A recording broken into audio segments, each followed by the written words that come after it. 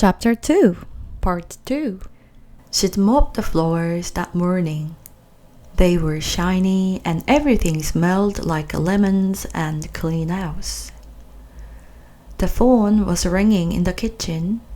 She came running in to answer it, and she slipped. She hit her head on the floor and she was unconscious, but then she woke up and she was fine. That was her lucid interval. That's what they call it. A little while later she said she had a headache. She went to lie down on the couch, and then she didn't wake up. Margot was the one who found her. She was 12. She took care of everything. She called 911. She called Daddy. She told me to watch over Kitty, who was only 3. I turned on the TV for Kitty in the playroom, and I sat with her. That's all I did. I don't know what I would have done if Margot hadn't been there. Even though Margot is only 2 years older than me, I look up to her more than anybody. When other adults find out that my dad is a single father of 3 girls, they shake their heads in admiration, like, how does he do it? How does he ever manage that all by himself? The answer is Margot. She's been an organizer from the start, everything labeled and scheduled and arranged in neat, even rows. Margot is a good girl, and I guess Kitty and I have followed her lead. I've never cheated or gotten drunk or smoked a cigarette or even had a boyfriend. We tease Daddy and say how lucky he is that we are all so good, but the truth is we are the lucky ones. He's a really good dad and he tries hard. He doesn't always understand us, but he tries. And that's the important thing. We 3 song girls have an unspoken pact to make life as easy as possible for Daddy.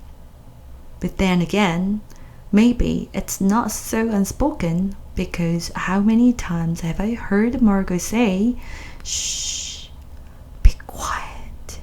Daddy's taking a nap before he has to go back to the hospital." Or, "Don't bother Daddy with that. Do it yourself." I've asked Margot what she thinks it would have been like if Mommy hadn't died. Like, would we spend more time with our Korean side of the family and not just on Thanksgiving and New Year's Day? Or Margot doesn't see the point in wondering. This is our life. There is no use in asking what if. No one could ever give you the answers. I try, I really do, but it's hard for me to accept this way of thinking. I'm always wondering about the what ifs, about the roads not taken.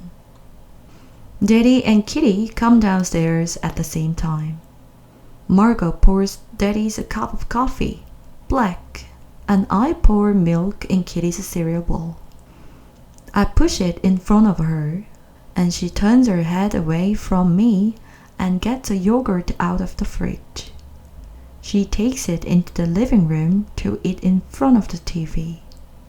So she's still mad. I'm going to go to Costco later today, so you girls make a list for whatever you need. Daddy asks, taking a big sip of coffee. I think I'll pick up some New York strips for dinner. We can grill out. Should I get one for Josh too? My head whips in Margot's direction. She opens her mouth and closes it. Then she says, "No, just get enough for the 4 of us, Daddy." I give her a reproving look and she ignores me. I've never known Margot to chicken out before, but I suppose in matters of the heart, There is no predicting how a person will or won't behave.